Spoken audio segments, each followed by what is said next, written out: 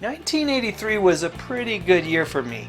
I was finally out of high school, and even better than that, in May of '83, the final installment of the original Star Wars trilogy, Return of the Jedi, had been released.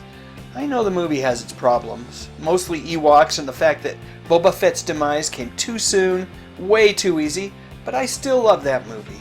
And then there was this little thing.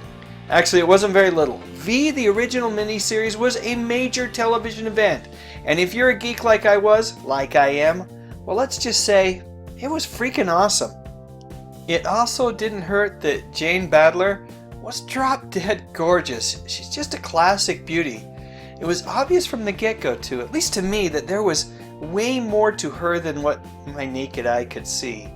But the original miniseries succeeded not just because of her and the rest of the cast, but also because of the fact that it was just really good science fiction.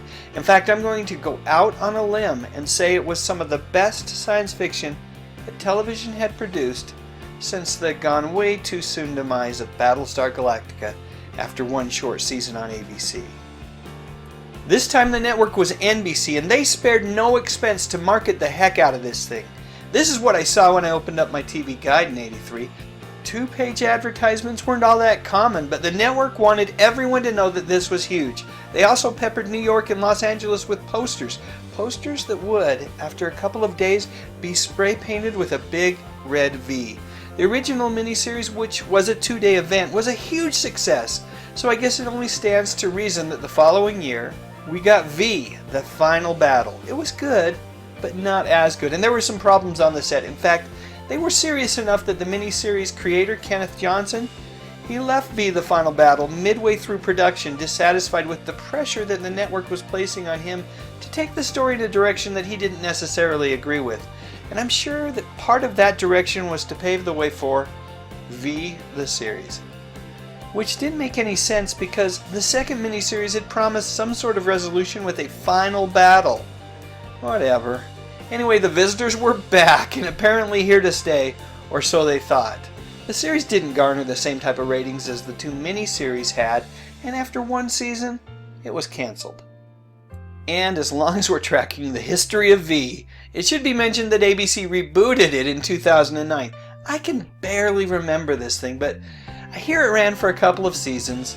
So with all of that out of the way, here are 3 things that I learned way back in 1983 when I watched the original miniseries. Number 1, and this is a relatively simple rule of thumb. If someone strange shows up bearing an olive branch and making promises that seem way too good to be true, well, they probably are.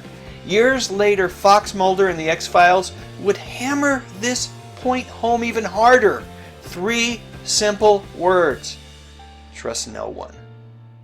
Moving on to learning number 2. TV, yes, television, will eventually lead us down a rocky and disastrous path.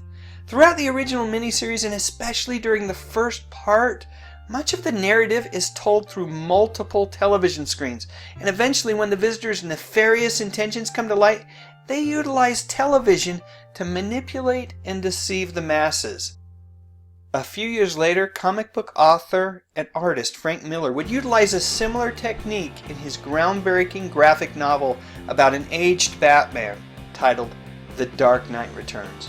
My third learning is something that I was already starting to figure out, but this movie, as well as a handful of other films, books, and even music, helped me to really get a grasp on this concept, which is a simple thing. It's this: resistance is anything but futile.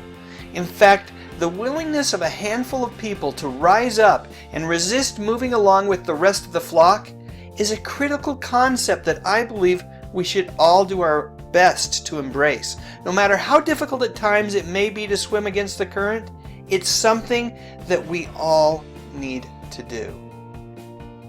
Alright, enough philosophizing. The miniseries, the original miniseries, was great. But the real test of time, the only way to know if a TV series or a movie is a true classic, is to ask the question, is it lunchbox worthy? And this time, the answer is a resounding heck yeah. I don't remember this lunchbox. Like I said, I was out of school by 1983, but it is super good to know that children everywhere were able to tote lunch to school in this very fashionable tin box. So there you go. Did you enjoy the original V miniseries as much as I did? If so, tell me why in the comments section below. I wasn't as big of a fan of the follow-up efforts, but if you were and would like to share why, I would love to read those comments as well. And while you're at it, I'd love you to click on the thumbs up icon, and I would be honored if you would consider subscribing to my channel. I talk about music, movies, and television, mostly from the 60s, 70s, and 80s. You know, the good stuff. But most importantly, and as always, thank you so much for watching.